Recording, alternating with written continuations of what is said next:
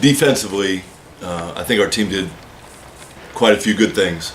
Our value for the ball, which has really been a focus for our team, was terrific. We only had 5 turnovers tonight.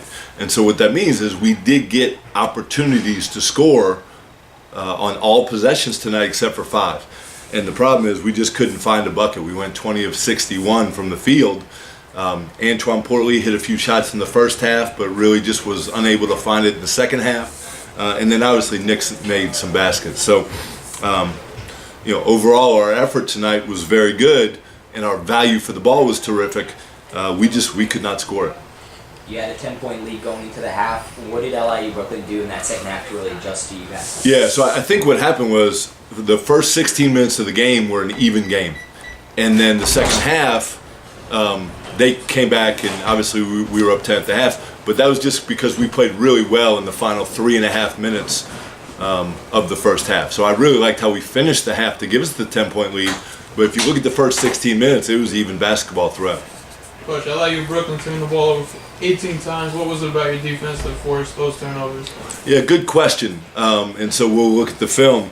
But that's one of our most important things as we're trying to be successful with this team this year. The fact that our value for the ball needs to be important, and that we need to force turnovers. So the fact that they turned it over 18 times gave us a chance. But again, we didn't turn many of those turnovers into points. Yeah, I'm Rafik was on the WFB training. I noticed that there was the Fordham Rams who struggled to shoot. They shot 1 of the last 12. Well, what are you going through your mind when the Fordham Rams was struggling to shoot? Yeah, so we did get good opportunities in several of the final possessions. And what I mean by that is we did have veterans at the free throw line. Guys who've made free throws in the past. We also had some layup opportunities there at the end too. So I do think we got some good opportunities. It wasn't like we were taking really tough shots at the end. Antoine Portley has seen these last few games, has really begun to really get his footing and see what we've seen when he was playing in Europe early in the summer. What have you seen from his game heading into conference? Yeah, so the first half where he made those threes, that really allowed us to get the distance. That's how we got the 10-point lead at half. But then second half, it was really hard for him. I think he got in the lane quite a bit, just wasn't able to complete over their big bodies. Yeah, I want to follow up question because you mentioned earlier the free throw shooting has been a factor has been a huge downfall after the Fordham Rams, led by as many as 10, which was 36-26 to close out the first half, especially the buzzer beater by Nick Honor. But picking up to the free throw shooting, J.C. Bunton came up short in his free throw attempts as he failed to at least tie the game, if not grab the lead. What was going through your mind? Yeah, so Jesse's been a terrific free throw shooter. He's actually one of our best.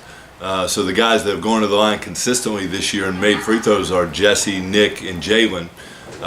And I think all 3 of them missed free throws here tonight. So free throw shooting has been a strength of ours this year, and it will be a strength. It certainly was costly tonight. How do you sum up the out-of-conference schedule now that it's done? Yeah, so I don't know if I think of it that way, but I think the best way to say it is this. So our team is yet to lose 2 in a row, so that's shown some toughness. The fact that we have responded to losses shows that we do have some character.